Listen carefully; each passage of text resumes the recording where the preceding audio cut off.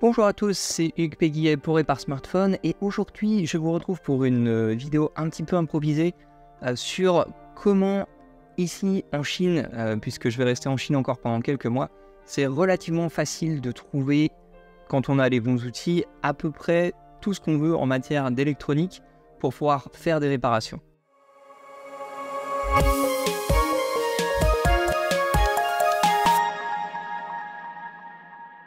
Alors, dernièrement, j'ai réussi à réparer mon lave-vaisselle en contactant directement l'usine par l'intermédiaire de différentes techniques. Je vous en parlerai peut-être dans une autre vidéo. Mais aujourd'hui, sur cette vidéo, on va s'attarder sur un autre problème que j'ai eu, c'est-à-dire le problème de ce Odin Pro. J'ai acheté cette console il n'y a pas très longtemps et j'ai malencontreusement laissé tomber cette console d'à peu près 70 cm de haut, mais elle est tombée exactement sur la touche R2. Et le problème, c'est que à l'intérieur, il y a un composant, puisque c'est une touche analogique. Il y a un composant qui est soudé sur la carte mère, qui a pris un choc et qui a complètement cassé. C'est un petit transistor. Et en fait, en regardant en ligne, j'ai vu que ça coûtait très cher de racheter toute la pièce qui est ici. Par contre, ce petit transistor, c'est juste un petit composant. Et sur les transistors, il y a une petite référence. Et le problème, c'est qu'en cherchant cette référence, impossible de trouver quoi que ce soit en contactant les vendeurs en ligne.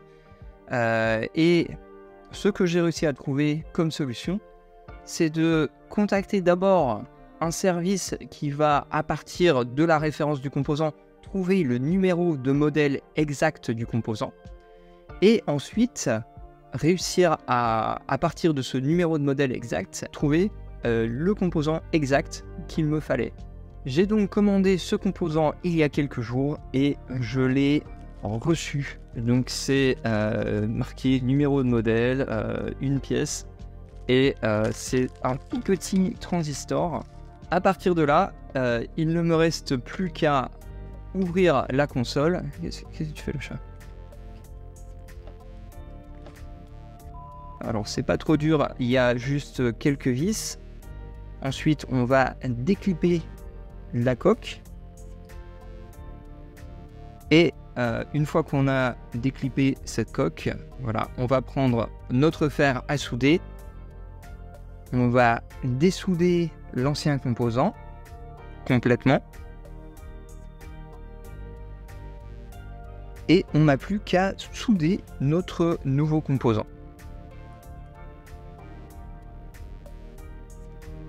Et je vais maintenant réassembler la console.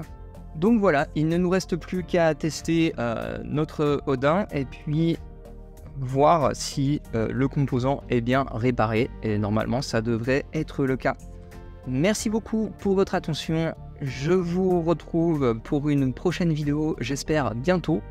Si le contenu de cette chaîne vous intéresse, n'hésitez pas à vous abonner et à liker cette vidéo, et à très bientôt sur www.repare-smartphone.fr.